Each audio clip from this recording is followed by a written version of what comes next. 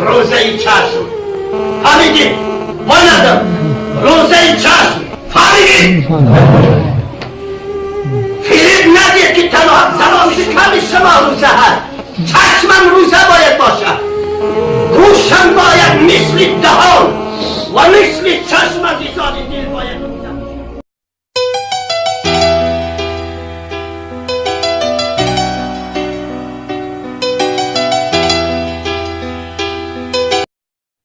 روز قیامت مستحق گدال جهنم نمیده. یک، چشمی که برای الله گریه میکند. دو، چشمی که عزیزان دل به محرم نگاه نکند. وقتی که محرم را دید سرش را پایان بگیرد، اون چشم مستحق گدال جهنم نیست. سه، چشمی که عزیزان دل در جهاد فی سبیل الله با این چشم نگهبانی میدهد، اون چشم را خدا مستحق گدال جهنم نمی کند.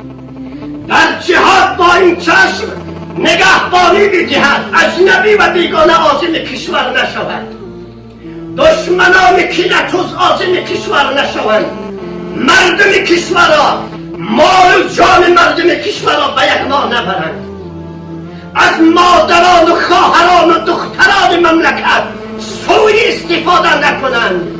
عزیزان دل، خزانه های مردم را به یک ما نبرند، جوانان و نوجوانان مردم را قتل و غارت نکنند. اون چشمی که در راه خدا فی سبیل الله در جهاد نگهبانی میدهد، اون چشم را روز قیامت خدای رؤوف و مهربان مستحق گدال جهنم نخواهد کرد.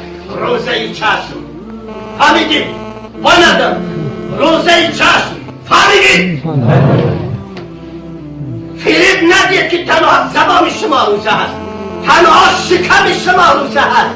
چشمم روزه باید باشد، گوشم باید مثل دهان و مثل چشم عزیزان دل باید روزه بشد.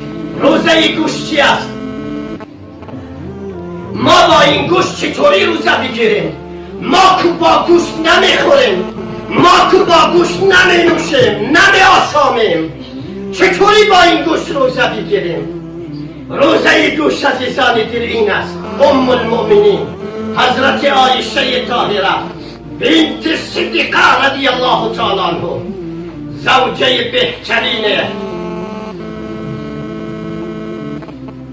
نبی رحمت، رحمت للعالمین، کافت للناس، رسول ثقلین محمد عربی صلی الله علیه و سلم، روزی عزیزان دل از کوچه و خیابان مدینه المنوره عبور و مرور داشت.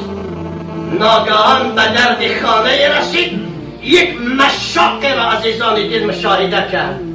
اسبابه های موسیقی را و نوازیش در آورده ایستاده است، آهنگ سرایی می کند و در ضمن آهنگ نوازی